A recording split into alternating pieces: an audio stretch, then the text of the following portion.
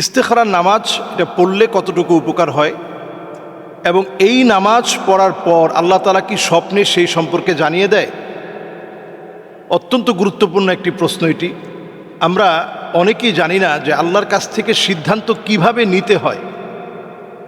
আপনি ব্যবসা বাণিজ্য করবেন, অথবা আপনি একটা শেয়ার কিনবেন, একটা ফ্ল্যাট কিনবেন, একটা জায়গা কিনবেন, কোনো ব্যবসায় আপনি কারো সঙ্গে হয়তো আপনি শেয়ারে ব্যবসা বাণিজ্য করবেন। এক্ষেত্রে ইস্তেখারার সালাত, অথবা আপনি যে কোনো একটা ডিপার্টমেন্টে ভর্তি হতে চাচ্ছেন যে এই ডিপার্টমেন্টে আমি ভর্তি হব, এই ফ্যাকাল্টি নিব না এই ফ্যাকাল্টি নিব।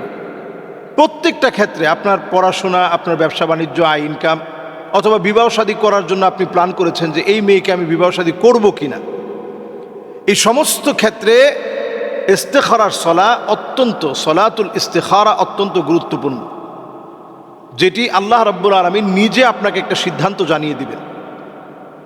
এবং নবী করিম সাল্লাল্লাহু আলাইহি ওয়াসাল্লাম সাহাবায়ে কেরামদেরকে এই নামাজটা শিখিয়েছেন। সাহাবায়ে কেরাম সারাটা জীবন ধরে যে কোনো সিদ্ধান্তে ইস্তেখারার নামাজ পড়ে আল্লাহর কাছ থেকে সিদ্ধান্ত চেয়ে নিতেন।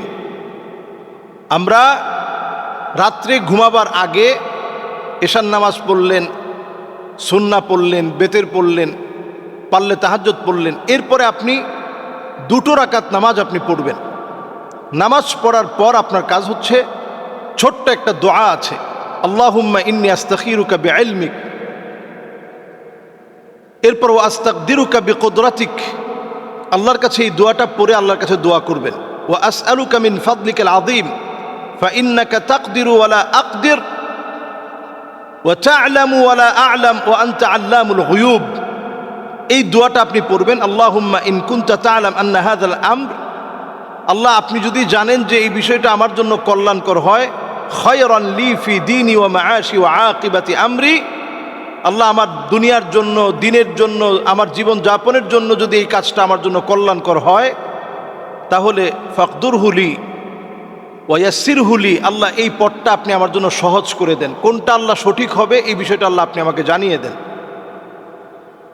সুম্মা বারিক লি ফি, এরপরে এই বিষয়টার উপরে আল্লাহ আপনি আমাকে বরকত দিয়ে দেন। ওয়া ইন কুনতা তা'লাম আন্না হাযাল আমর শাররান লি, আল্লাহ আপনি যদি জানেন যে এই কাজটা আমার জন্য উচিত না, আমার জন্য অমঙ্গল হবে, ক্ষতি হবে, ফি দীনি ওয়া মাআশাতি ওয়া আকিবাতি আমরি ওয়া মাআশি ওয়া আকিবাতি আমরি, আল্লাহ আমার জীবন যাপনে, আমার চলার মধ্যে এই কাজটার মধ্যে যদি আমি অংশগ্রহণ করি, এই ব্যবসায় যদি আমি হাত দেই, এই কাজটা করতে গেলে যদি আল্লাহ বিপদ হয়, তাহলে ফাসরিফহু আন্নি, আল্লাহ এটা থেকে আল্লাহ আপনি আমাকে দূরে সরায় আনেন।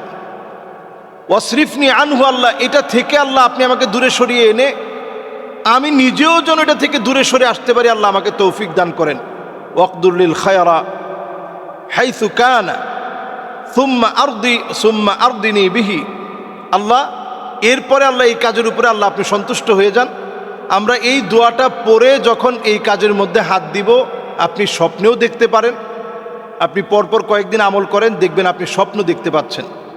স্বপ্নে যদি আপনি দেখে ফেলেন, যদি আপনার স্বপ্নের ব্যাখ্যাটা আপনার বুঝে না আসে, আপনি যে কোনো বিজ্ঞ একজন আলেমের কাছ থেকে আপনি জেনে নেওয়ার চেষ্টা করবেন।